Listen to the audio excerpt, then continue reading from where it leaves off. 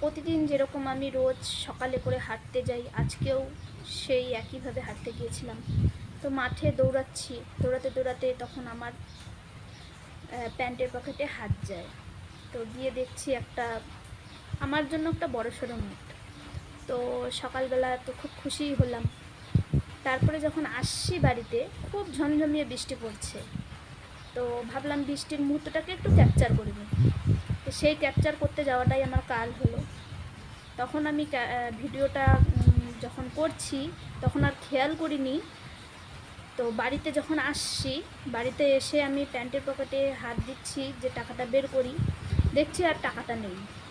সেই তো আমার মাথাটাই খারাপ হয়ে গেলো। সকালবেলা ঘুম থেকে উঠেই আজকে এরকম একটা আমার সাথে অঘটন হবে আমি ভাবতেই পারিনি। তো টাকার নোটটা বড় ব্যাপার নয়, বড় ব্যাপার এটাই যে সকাল সকাল আজকে আমার কাছ থেকে টাকা হারিয়ে গেল। এখন তোমরা বলতেই পারো কত টাকা ছিল, 50 টাকা ছিল। যাই হোক, 50 টাকাটাও বড় ব্যাপার নয়, কিন্তু মেন বড় ব্যাপার হচ্ছে গিয়ে সকালবেলা আমার কাছ থেকে আজকে টাকা হারিয়ে গেছে। তা আমার মনটা সত্যিই খারাপ হয়ে গেছে। তো এখন যেটা কপালে ছিল এখন সেটা তো আর ঠান্ডানো যাবে না।